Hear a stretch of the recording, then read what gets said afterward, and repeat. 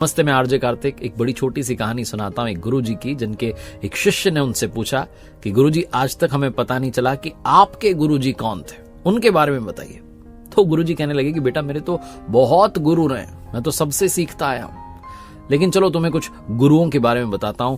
3 गुरुओं के बारे में बताता हूं। सबसे पहले जब मैं साधना के दौर में आया था, नया नया तपस्वी बना था, साधु बना था, तो मैं ऐसे ही गांव में से निकल रहा था। शाम का समय था, अंधेरा होने को आया था। तब मैंने देखा कि एक बच्चा हाथ में मोमबत्ती जला करके उस मोमबत्ती को लेकर के मंदिर की तरफ जा रहा था। तो मैंने सोचा चलो इससे पूछते हैं, इसको अपने ज्ञान का प्रदर्शन करके बताते हैं। मैंने उसे बुलाया और पूछा कि बेटा, तब जब तुम घर से निकले मोमबत्ती हाथ में लेकर के, तो ये बुझी हुई होगी, फिर तुमने इसे जला लिया होगा। उसने कहा हाँ जी हाँ जी। तो बेटा मुझे बताओ कि ये ज्योति, ये प्रकाश, ये रोशनी आई कहां से? लड़के ने तुरंत फूंक मारी, मोमबत्ती को बुझा दिया और मुझसे पूछा कि बाबा जी, अभी आपके सामने से बुझाया है, मुझे बताओ कि वो ज्योति, प्रकाश, रोशनी कहां गई? क्या आपने उसे जाते हुए देखा?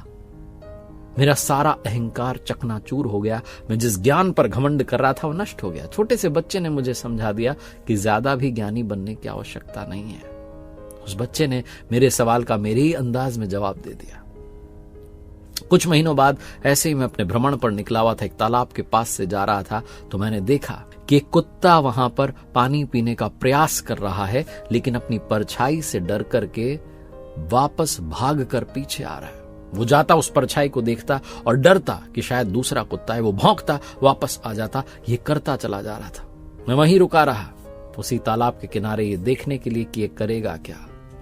10-12 बार जब उसने ऐसा कर लिया तो अंत में वो थोड़ा पीछे गया, दौड़ा, भागा, छलांग लगाई और तालाब में कूद गया। बड़ी देर से प्यासा था, प्यास बुझाना चाहता था। तालाब में जाकर उसने पानी पी लिया और मस्ती में मगन होता हुआ, झूमता हुआ बाहर आ गया। उस दिन मैंने सीखा कि जीवन में डर आएगा, डर लगेगा, लेकिन आपने अगर अपना साहस दिखा दिया, कमाल कर दिखाया, तो बस डर छूमंतर हो जाएगा। और एक बार तो कमाल ही हो गया। आधी रात्रि का समय था, मैं गांव से दूसरे गांव में पहुंचा, क्योंकि भ्रमण करता रहता था। उस गांव में पहुंचा तो परेशान था कि यहां किससे पूछूंगा, कौन बताएगा कि मंदिर कहां है, कहां जाकर के विश्राम करूंगा, कहां आसरा मिलेगा। तभी मैंने देखा कि एक व्यक्ति, एक कारीगर जो था, वो दीवार को तोड़ने का काम कर रहा था। मैं पहुंचा उसके पास और बहुत सहज भाव से उससे पूछा कि भाई साहब, कारीगर जी, थोड़ा बता दीजिए इस गांव का मंदिर कहां है, मुझे वहां जाकर विश्राम करना है, काफी दूर से चला आ रहा हूं, काफी देर से चला आ रहा हूं। तो व्यक्ति हंसने लगा कि मैं कारीगर नहीं हूं, मैं तो चोर हूं, ये दीवार तोड़ के रास्ता बना रहा हूं, चोरी करने जा रहा हूं। मैंने कहा चलो ठीक है, जो भी हो मुझे बता दो ना, मंदिर कहां है। उसने कहा मंदिर के तो अब दरवाजे अभी बंद होंगे, अब सुबह ही खुलेंगे, चलो मेरे साथ, मेरे घर पर अगर आपको रुकने में आपत्ति ना हो, मैं चोर हूं, पहले ही बता रहा हूं। मैं उसके घर चला गया। बड़ा भोला इंसान था वो, लेकिन चोरी करता था। उसी समय मेरी तबीयत खराब हो गई, तो मैंने उससे कहा मैं 3-4 दिन यहां विश्राम करना चाहूंगा। उसी के घर पर रहा। जब भी वो चोरी करने जाता था तो प्रार्थना करके जाता था कि आज चोरी हो जाए। 2-3 रात्रि तो उससे चोरी नहीं हुई। उदास मन से नहीं आता था, बल्कि उस भाव से आता था कि कल चोरी पक्के से करूंगा।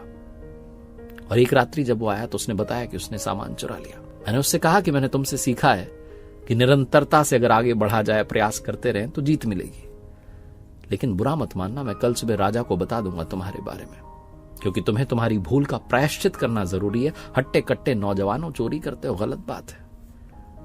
उसने कुछ नहीं कहा। अगले दिन सच में मैंने राजा के दरबार में जाकर उसके बारे में बता दिया। राजा ने उसे बुलाया और शायद राजा ईमानदारी से प्रसन्न हुए। राजा ने उसे सजा नहीं दी, बल्कि उसे एक और अवसर दिया जीवन में सुधरने का। उस दिन के बाद शायद उसने चोरी छोड़ दी। मैं तो वो गांव छोड़कर आ गया, लेकिन ऐसे मेरे कई गुरु रहे। ये 3 गुरु मुझे याद आते हैं जो जीवन में बार बार अच्छी बात सिखाते हैं। एक बार फिर से वही बात कहना चाहता हूं कि जिंदगी सबसे बड़ी गुरु है। लाइफ से बड़ा कोई टीचर नहीं है। लाइफ हर दिन आपको लेसन्स देती रहती है, सिखाती रहती है। अगर आप सीखते रहेंगे और उन पर विचार करते रहेंगे तो आगे पक्के से बढ़ते रहेंगे। इसीलिए कहता हूं, कर दिखाओ कुछ ऐसा कि दुनिया करना चाहे,